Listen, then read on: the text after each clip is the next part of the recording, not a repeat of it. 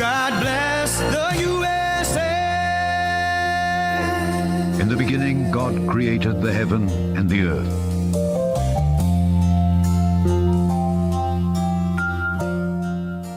Welcome back to American Sunrise. It's time now for our moment of faith, brought to us by Lee Greenwood and the God Bless the USA Bible. In focus today, Pope Leo XIV's special message to Catholics in Chicago, which we know, of course, is his hometown. The first American pope is urging especially the young people in Chicago to become a, quote, beacon of hope in the world through bonding together in a faith community. The Pope's weekend message highlighting the promise of hope for so many of us within the community and love of the church. Pope Leo, a Chicago White Sox fan, has been garnering attention for sporting his fandom amid his church duties. He wore a White Sox hat during a recent speech in St. Peter's Square. For discussion, let's welcome to American Sunrise John Yep. He's the CEO of Catholics for Catholics and a friend of the show. John, welcome back to American Sunrise. We so appreciated and loved your coverage when you were there at the Vatican when Pope Leo became Pope. So tell us, what did you make of his message to the people of Chicago? You know, I've been a Chicago Cubs girl my whole life, but I'm thinking about switching teams now because of Pope Leo. Might be a good time to do that. I think the White Sox could use some help. They're dead last. Maybe that was Pope Leo's real reason for speaking at Comiskey Park yesterday. Either way, it was the first message that he really directed specifically at the American people, at the young people. And yes, it's a message of hope. It's a message of, talking about Jesus Christ, which is what we should be doing. But I think more than anything, it underscores just how much we need that strong moral voice. Now, keep in mind, this took place in Chicago. The one who hosted it was Cardinal Blaise Zupich. He's been a strong opponent of President Trump's immigration policies. In fact, he used that platform yesterday to specifically kind of go after Trump, what he was doing with some of the immigration. Didn't mention it by name, but just kind of refer to the immigrants as being undocumented, as not their fault.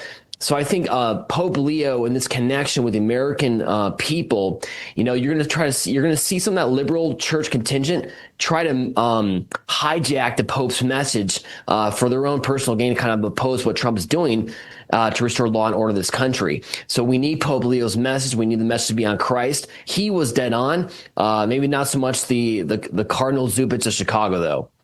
So, John, let me ask you this. Why don't you think Pope Leo is mentioning Trump by name or anyone by name? Why, as the first American Pope, don't you think that he would want to address this head on specifically? For one thing, he's first American Pope, but he's also the first Pope that just came off of X, that's still on X, right? So it's like where he was actively using it. So every one of his moves is scrutinized down to the T in these first few weeks. So he's being very prudent. That's his style. I think that's a good way to start it out. For sure, he's already working his back channels. He did meet with State Marco Rubio, J.D. Vance. Also, he's got the connection with his own brother, who Trump had in the Oval Office. So they are working out, conversations. I think that's the way to start.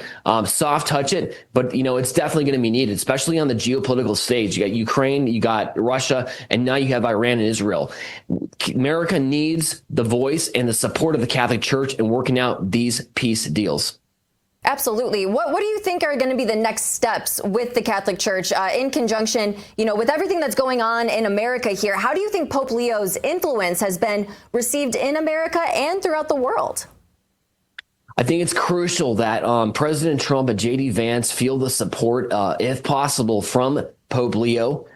With some of the immigration policies, the good sense Catholic principles, by the way, that Trump is trying to instill by bringing back law and order into this country. And then on the geopolitical front, one of the first things that has to be done is that Chinese communist deal that was signed with the Vatican that needs to stop. So any kind of pressure that, or just respectful, dialogue, if you will, that, Marco Rubio can have with the Vatican Secretary of State is just tantamount, I think, for restoring world credibility to our beloved Catholic Church.